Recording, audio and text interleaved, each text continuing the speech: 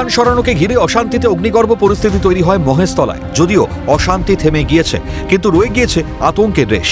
থমথমে গোটা এলাকা, বন্ধ বেশিরভাগ দোকানপাট। ঘটনার পর থেকেই বসানো হয়েছে পুলিশ পিকেট। এলাকায় জারি রয়েছে 163 ধারা। কোনো রাজনৈতিক ব্যক্তিত্বকেই প্রবেশ করতে দেওয়া হচ্ছে না এলাকায়। বৃহস্পতিবার পরিস্থিতি খতিয়ে দেখতে সুকান্ত মজুমদারের নেতৃত্বে গেরুয়া শিবিরের নেতাকর্মীরা মহেশতলার দিকে এগোনোর চেষ্টা করলে তারাতলার কাছেই তাদের পথ আটকায় পুলিশ। শুক্রবার শান্তি প্রতিষ্ঠার উদ্দেশ্যে প্রদেশ কংগ্রেস সভাপতি শুভঙ্কর সরকারের নেতৃত্বে কংগ্রেসের একটি প্রতিনিধি দল রওনা দেয় রবীন্দ্রনগর থানার উদ্দেশ্যে। এই প্রতিনিধি দলে ছিলেন কংগ্রেসের সাধারণ সম্পাদক আশুতোষ চট্টোপাধ্যায় সহ অন্যান্য নেতৃত্বরা।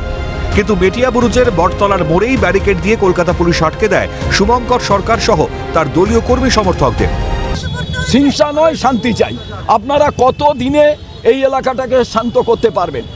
এখান থেকেই বিধায়ক, এমপি কেন তারা রাস্তায় আসছেন না? অল পার্টি মিটিং কেন ডাকা হবে না? এবং তারপরেই দেখা যাচ্ছে পুলিশ এইভাবে ব্যারিকেড করে আটকে দেওয়ার পরই কংগ্রেস তারা বিক্ষোভে ফেটে পড়েন এবং বিক্ষোভ দেখান।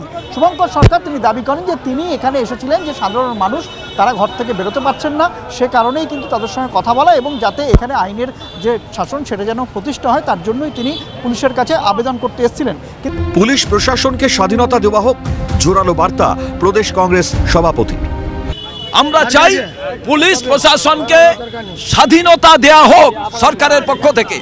কোনো গুন্ডা মস্তান তাহলে থাকবে না, এটাই আমরা চাই।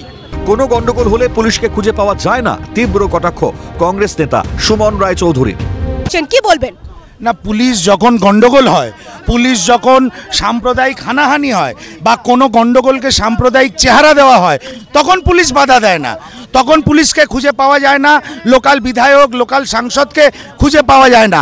আর শুভঙ্কর সরকাররা যখন পায়রা ওড়াতে আসে, আমরা শুভঙ্কর সরকারের নেতৃত্বে যখন সাদা পায়রা ওড়াতে আসি, তখন আমাদের সামনে ব্যারিকেড দেওয়া হয়। এটাই হচ্ছে দুঃখের কথা। এবং এই বায়নারি, এই মেরুকরণের রাজনীতিতে যেমন ভারতীয় জনতা পার্টি দায়ী, তেমনি তৃণমূল কংগ্রেসও দায়ী। অবশেষে বেশ কিছুক্ষণ ধরে পুলিশের সঙ্গে বচসা চলার পর সাদা পায়রা উড়িয়ে শান্তির বার্তা দেন প্রদেশ কংগ্রেস সভাপতি শুভঙ্কর সরকার। ধীরে ধীরে স্বাভাবিক ছন্দে ফিরছে মহেশতলার রবীন্দ্রনগর। এই ঘটনায় প্রায় 40 জনকে গ্রেপ্তার করা হয়েছে। কোনো রকম ভাবেই যাতে নতুন করে পরিস্থিতি অস্বাভাবিক না হয় সে কথা মাথায় রেখে চলছে পুলিশের কড়া নজরদারি।